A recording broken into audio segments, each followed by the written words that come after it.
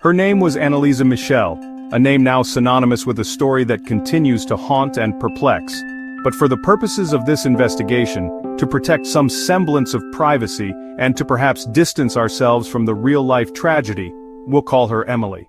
She grew up in a quiet Bavarian town, nestled amongst rolling hills and picturesque landscapes, a place where life moved at a slower, more deliberate pace. She was raised in a devout Catholic family where faith was not just a Sunday ritual, but a guiding principle in their daily lives. Their beliefs were central to their existence. Emily was bright, kind, and possessed a sharp intellect. She dreamed of becoming a teacher, eager to share her love of learning with future generations. She was the girl next door, the epitome of wholesome goodness, ordinary, happy, full of life and brimming with promise. Her future seemed bright and limitless. But as we know, darkness can invade even the safest places, casting long shadows where light once shone. There were no obvious warning signs, no blaring alarms to alert them of what was coming, no hint of the nightmare that was slowly, insidiously, beginning to unfold. Everything seemed normal, peaceful, and undisturbed. Her home, once a sanctuary, a place of warmth, love, and unwavering support, would soon become a battleground, a site of unimaginable horror and suffering. The first signs were subtle, almost imperceptible at first. A cold spot that lingered, a strange shift in the air, a growing sense of unease that settled deep in your bones. Emily's world of unwavering faith and close-knit family was about to be shattered into a million irreparable pieces. The stark contrast between her inherent innocence, her pure and gentle spirit, and the terrifying events that followed is precisely what makes her story so profoundly chilling and disturbing. Evil doesn't always announce itself with fanfare and dramatic pronouncements. It often creeps in silently, subtly like a shadow stretching across a sunlit room. For Emily, the ordinary, the mundane, the everyday joys and routines would soon vanish without a trace, replaced by something so unimaginable, so horrific, that it defies easy explanation. This is where her nightmare, and ours, truly began. At 16, Emily's life took a terrifying turn. She suffered her first violent seizure, an event that would mark the beginning of a descent into darkness. Soon, the seizures were accompanied by something far more sinister. She was plagued by terrifying visions, nightmarish images that haunted her waking hours and sleep.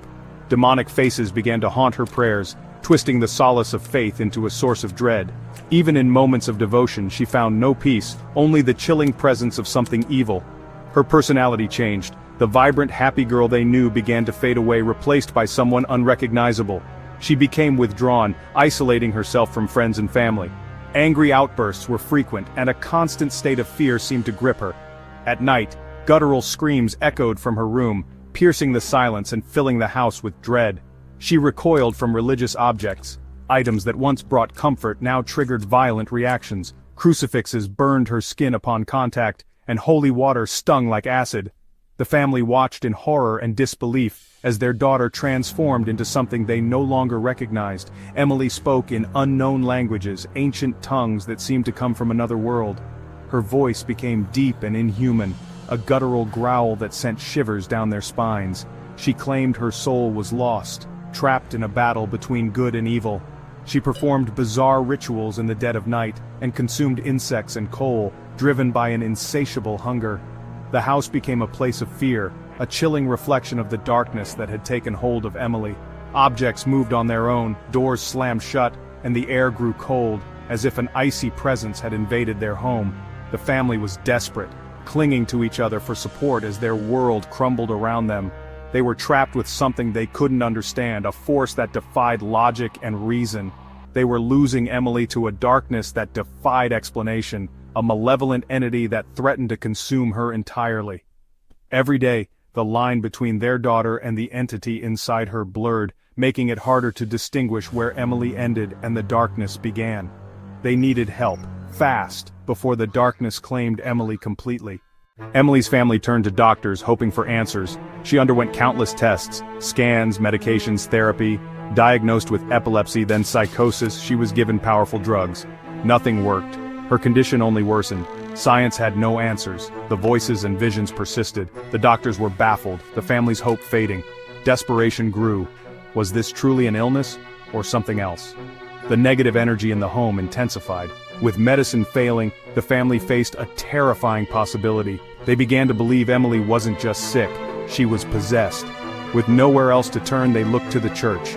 The battle was about to move from science to faith. The family pleaded with the Catholic Church for help. After much hesitation, the bishop authorized a secret exorcism. 2 priests, Father Alt and Father Renz, prepared for spiritual warfare. The exorcisms began. 10 months of relentless struggle. Sessions were recorded. Emily's voice shifted, deep and demonic. The entities mocked, blasphemed, and claimed to be Lucifer, Cain, Judas, and more. Emily thrashed with unnatural strength, her body contorted in agony. The room grew icy, the air thick with dread. The priests fought with prayers, holy water, and faith. Each session was a brutal test of endurance and belief. This was no movie. This was a real battle for a young woman's soul.